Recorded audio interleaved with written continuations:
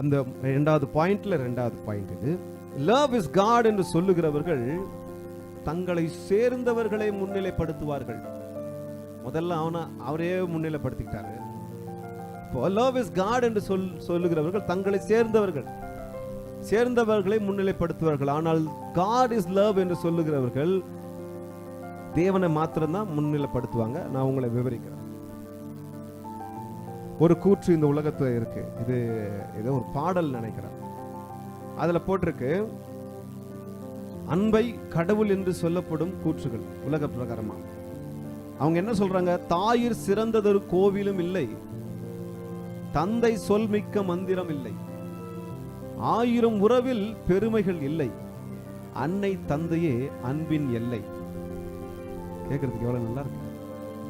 இன்னும் வாசிக்க நல்லாதான் இருக்கு. கேட்கறதுக்கு என்னங்க நல்லதா இருக்கு. தாயிற் சிறந்ததொரு கோவிலும் இல்லை, தந்தை சொல்மிக்க மந்திரம் இல்லை, 1000 உறவில் பெருமைகள் இல்லை, அன்னை தந்தையே அன்பின் இல்லை. அழகா எழுதியிருக்க.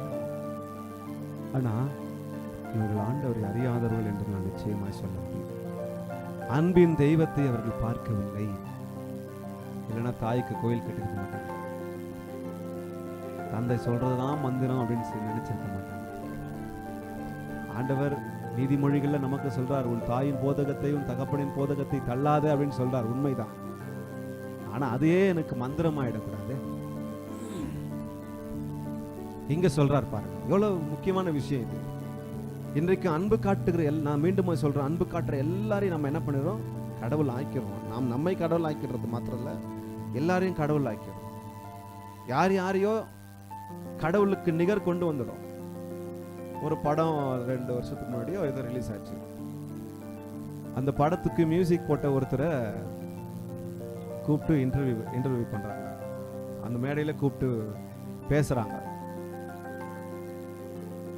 பேசிக்கிட்டே இருக்கும்போது, எப்படி மியூசிக் நான் டைரக்டரா இல்லை, நான் இந்த மாதிரி வேலை செஞ்சுட்டு இருந்தேன், வாய்ப்பு கிடைக்கல, அதே வேலை செஞ்சுட்டு இருந்தேன். திடீர்னு யாரோ ஒருத்தர் எங்கிருந்தோ வந்தாரு. என்னப்பா உனக்கு இஷ்டம், உனக்கு வாழ்க்கையில் என்ன செய்யணும்? இல்லை, எனக்கு ஒரு இன்ஸ்ட்ருமெண்ட்டை வாங்கி கொடுங்க. அவர் யார் எவருன்னு எனக்கு தெரியாது, முன்ன பின்ன பார்த்தது கிடையாது, அப்போதான் நான் முதல்ல பார்த்துருக்குறேன். எனக்கு சாப்பாடு வாங்கி கொடுத்து கிட்டத்தட்ட ஒரு சில பணத்தை கொடுத்து ஒரு இன்ஸ்ட்ருமெண்ட்டை வாங்கி கொடுத்தார். அதெல்லாம் நான் ப்ராக்டிஸ் பண்ணி இன்னைக்கு ஒரு பெரிய படத்திற்கே மியூசிக் வாசித்து பெரிய பேர் வாங்கியிருக்கேன் அப்படின்னு சொல்கிறார். அது வரைக்கும் நமக்கு செஞ்சவங்களுக்கு நன்றியோடு நம்ம இருக்கணும். நம்ம மறக்கக்கூடாது. என் தாயானா மறக்கக்கூடாது, எனக்கு உதவி செஞ்சவங்கள மறக்கக்கூடாது, என் கூட நின்னவங்கள நான் மறக்கக்கூடாது. அது வரைக்கும் அவர் சொல்கிற விஷயம்லாம் எனக்கு கேட்டுக்கிட்டு இருக்கு. ரொம்ப பரவாயில்லப்பா, மனுஷன் மறக்கலையே பழச. எப்பவோ அவர் கொடுத்த காரியத்தை இப்போ இவர் இவ்வளோ பெரிய ஆள் ஆயிட்டாரு, அந்த மனுஷனை மறக்கலையே. அப்புறம் இன்னும் ஒரு லெவலுக்கு மேலே போய் அவர் பேரே அவருக்கு வச்சுக்கிட்டாரு. யார் உதவி செஞ்சாங்களோ அவருடைய பேரே அவருக்கு வச்சுக்கிட்டாரு. இப்போ டாக்டர் அம்பேத்கருடைய பேர் பீமாராவ். அவர் என்ன பார்த்தாரு? பீமாராவ்ன்ற அவர் பேரை அம்பேத்கர்னு சொல்லி மாத்திக்கிட்டாரு. என்ன காரணம்? ஒரு டீச்சர் அவர் அந்த அளவுக்கு கவனிச்சுக்கிட்டாங்க. தாழ்த்தப்பட்ட நிலையில இருந்த சூழ்நிலையில ஒரே ஒரு டீச்சர் மாத்திரம் மாத்திட்டாரு ஒரு வாழ்க்கையை. அப்போ அந்த நன்றிக்கு காரணமா என்ன பண்ணிட்டாரு? டாக்டர் பீமாராவ் அம்பேத்கர் மாத்திட்டாரு. அது வரைக்கும் சந்தோஷம். நன்றியை காண்பிக்கணும். நான் ஒரு படி மேல போயிட்டு என்ன பண்ணிட்டாரு? அவர் கடவுள் அப்படின்னு சொல்லிட்டாரு. அங்கதான் எனக்கு உதைக்கும். கடவுளுக்கு நிகர் யாரையும் வச்சிட முடியாதுங்க. புரியுதா? நான் சொல்ல உங்களுக்கு புரியுதா? அப்ப லவ் இஸ் காட் அப்படின்னு சொல்றவங்க யாரை முன்னிலைப்படுத்திட்டாங்க பாருங்க. எனக்கு அன்பு ஒருத்தர் காமிச்சாங்கல்ல, எனக்கு உதவி ஒருத்தர் செஞ்சாங்கல்ல, எனக்கு ஒரு நாள் எதுவுமே இல்லாதப்போ, என்னை யாருன்னு தெரியாதப்போ எனக்கு உதவி செஞ்சாங்கல்ல, அப்ப அவங்க காட்டின அன்பு, அப்ப அவங்க தான் எனக்கு கடவுள். ஆனா காட் இஸ் லவ், உண்மையான காட் இஸ் லவ் என்று சொல்லுகிறவர்கள் தன்னை சேர்ந்தவர்களை முன்னிலைப்படுத்த மாட்டார். கர்த்தரை மாத்திரமே தெய்வமாக சொல்லுவார். இது எவ்வளவு பெரிய உண்மை! எவ்வளவு பேர் தெரியாம நம்ம செஞ்சுக்கிட்டு இருக்கிறோம். நம் தாய் தகப்பனை நம்ம கடவுளா மாத்திட்டோமே. எத்தனையோ ஆட்டோக்கு பின்னாடி எழுதிருக்கு, பார்த்துருக்கீங்க தானே? தாயே தேவரும். கேட்கறதுக்கு ரொம்ப நல்லா இருக்கு. பரவாயில்லடா, நன்றியோடு அவன் எழுதுறான். ஆனா கடவுளுக்கு நிகராக நம்ம யாரையும் வைத்திருக்க கூடாது. அவர் ஜெலஸ் காட். வசனம் சொல்லுகிறது, அவருக்கு நிகர் நீங்க யாரை வைத்து யோசிச்சுட்டாலும் அவரை நம்ம கனவிடப்படுத்தும். யோசிச்சு பாருங்க, கவனிங்க, யோசிச்சு பாருங்க. சொல்லாம நம்ம சொல்றோம் இவங்களை கடவுள்னு சொல்லி. அது உங்க அம்மாவா இருக்கலாம், உங்க அப்பாவா இருக்கலாம், உங்க கணவனா இருக்கலாம், உங்க மனைவியா இருக்கலாம், உங்க பிள்ளைகளா இருக்கலாம், உங்க சொந்தக்காரர்களா இருக்கலாம், உங்களுக்கு உதவினவர்களா இருக்கலாம், உங்க டீச்சரா இருக்கலாம். Love is God இல்ல, God is love.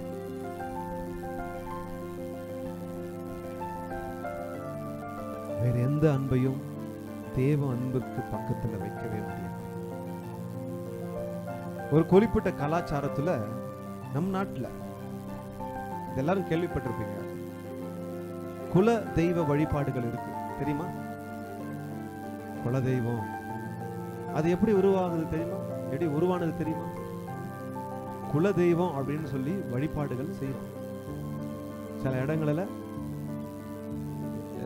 ஒரு குடிகளுக்கும், நான் குடின்ற பேரை நான் சொல்றேன், ஒரு குடிகளுக்கும் ஒரு குலதெய்வம் இருக்கு. இப்போ நாங்கள் வந்து ஆண்டவர் யாதகிலிருந்து வந்தோம், எங்களுக்குன்னு ஒரு குலதெய்வம் இருந்திருக்கு. ஆனால் எங்களுக்கு தெரியாது, எனக்கு தெரியாது என்னன்னு சொல்லி. ஆனால் இருக்கிறதுக்கு வாய்ப்பு இருக்கு. அது எப்படி உருவானது? தங்கள் முன்னோர்களை குலதெய்வமாக வணங்க ஆரம்பிச்சிட்டாங்க. என்னங்க, தங்க முன்னோர்களை குலதெய்வமாக வணங்க ஆரம்பிச்சிட்டாங்க. இப்ப என்ன நடக்கு? தங்கள் முன்னோர்கள் குடும்பத்திற்காக பெரிய தியாகங்கள் செய்திருக்கிறாங்க. தங்கள் முன்னோர்கள் தன்னுடைய அப்பாவோ தன்னுடைய தாத்தாவோ தன்னுடைய தாத்தாவுக்கு தாத்தாவோ என்னவோ அவங்க குடும்பத்திற்கு அவங்க பெரிய காரியங்களை செஞ்சுட்டு இருக்கிறாங்க. கவனிங்க, என்ன கவனிங்க, தியாகம் செஞ்சு இறந்திருக்கிறாங்க. அவங்க வாழ்க்கையை குடும்பத்திற்காக செஞ்சிருக்கிறாங்க. அப்போ அவங்க இறந்த பிறகு அவர்களை அப்படியே பின்னாடி சொல்லி சொல்லி சொல்லி அவங்களையே குலதெய்வமாக வணங்க ஆரம்பிச்சிட்டு இருக்காங்க. இது தேவ பிள்ளைகளுக்கு அழகல்ல. நமக்கு குலதெய்வம் வேறு யாருமே இல்லை, கர்த்தரை தவிர. கர்த்தரை தவிர நமக்கு வேறு யாருமே இல்லை. ராணுவ வீரர்கள் இறக்குறாங்க, தன்னுடைய ராணுவத்திற்காக போராடி, நாட்டிற்காக போராடி உயிர் தியாகம் செய்கிறாங்க. அவங்கள அவங்க குடும்பத்தை நாம் நினைக்கணும், அவங்களுடைய தியாகத்தை நாம் பாராட்டணும், அவங்களுக்காக நாம் நன்றியுள்ள காரியங்களை, சில காரியங்களை செய்யணும், அவங்கள நம்ம தாங்கணும். அதுல சந்தேகமே கிடையாது. ஒரு படி மேல போய் கடவுளுக்கு நிகராக வைத்திட முடியாது, வைச்சிடக்கூடாது. அப்போ தங்கள் குடும்பத்திற்காக தியாகம் கொடுத்து உயிர் இழக்கிறவங்கள நம்ம குலதெய்வமா வணங்க கூடாது, முன்னோர்களை குலதெய்வமா வணங்க கூடாது. நமக்காக யாரா தியாகம் செஞ்சாங்கன்னா அவங்களை குலதெய்வமா வணங்க முடியாது. ஏன் தெரியுமா? வசனம் சொல்லுகிறது, பிலிப்பியர் 2:10-13 வரைக்கும், 6 நான் வாசிக்கிறேன். அப்பாவுடைய தியாகம் எவ்வளவு பெருசு. இந்த உலகத்துல நம்ம யாரெல்லாம் சேர்ந்திருக்கிறோமோ சார்ந்திருக்கிறோமோ அவங்களுடைய தியாகத்தை விட, அவங்களுடைய அன்பை விட இந்த இயேசுவினுடைய தியாகம் எவ்வளவு உன்னதமானது அப்படின்னு சொல்லி நீங்க உணர்ந்து கொள்வீங்க. அவர் தேவனுடைய ரூபமாய் இருந்தும் தேவனுக்கு சமமாய் இருப்பதை கொள்ளையாடின பொருளாக எண்ணாமல் இயேசுவை குறித்து வசனம் சொல்லுகிறது. இயேசு தேவனுடைய ரூபமாய் இருந்தும் தேவனுக்கு சமமாய் இருப்பதை கொள்ளையாடின பொருளாக எண்ணாமல் தம்மை தாமே தாழ்த்தி வெறுமையாக்கி அடிமையின் ரூபம் எடுத்து மனுஷர் சாயலானார். வாசிக்கிறீங்களா பிரதர்? அவர் சரி, நானே வாசிக்கிறேங்க. அவர் மனுஷ ரூபமாய் காணப்பட்டு மரண பரியந்தம், அதாவது சிலுவையின் மரண பரியந்தமும் கீழ்ப்படிந்தவராகி தம்மை தாமே தாழ்த்தினார். என்னங்க, தம்மை தாமே தாழ்த்தினார். இங்கதான் முக்கிய வசனம், கவனிங்க. அவர் அப்படியெல்லாம் செய்ததனால ஆதலால் தேவனை அவர் எல்லாவற்றுக்கும் மேலாக உயர்த்தி இயேசுவின் நாமத்தில் வானோர் பூதலத்தோர் பூமியின் கீழானவருடைய முழங்கால் யாவும் முடங்கும்படிக்கு பிதாவாகிய தேவனுக்கு மகிமையாக இயேசு கிறிஸ்து கர்த்தர் என்று நாவுகள் யாவும் அறிக்கை பண்ணும்படிக்கு எல்லா நாமத்திற்கும் மேலான நாமத்தை அவருக்கு தந்தார். எல்லா நாமத்திற்கும் மேலான நாமத்தை பிதாவானவர் இயேசுவுக்கு தந்தார். அப்போ கவனிங்க, நான் யாரை வணங்குகிறேன், யாரை தெய்வமாக கொண்டிருக்கிறேன், யாருக்கு பின்னாடி போறேன், ரொம்ப அவசியம். உலகத்துல இயேசுவின் நாமம் அல்லாமல் ரட்சிக்கப்படுவதற்கு வேறு எந்த நாமம் எனக்கு உங்களுக்கு கொடுக்கப்படல. நான் என்னை கடவுள்னு சொல்லிடக்கூடாது, என்னை சேர்ந்தவர்கள் எனக்காக பெருசா தியாகம் பண்ணவங்களையும் கடவுள்னு சொல்லிட கூடாது. இந்த இயேசுவின் நாமத்தை தவிர, இந்த இயேசுவை தவிர வேறு யாரையும் கடவுள்னு சொல்லிட முடியாது. சொல்லமா, லவ் இஸ் காட். எல்லாரும் சேர்ந்து சொல்லமா, லவ் இஸ் காட். சொல்ல மாட்டீங்களா? லவ் இஸ் காட் இல்ல, காட் இஸ் லவ் அப்படின்னு சொல்ல கத்துக்கணும். கர்த்தர் தான் அன்பாக இருக்கிறார் என்று சொல்லி கத்துக்கணும்.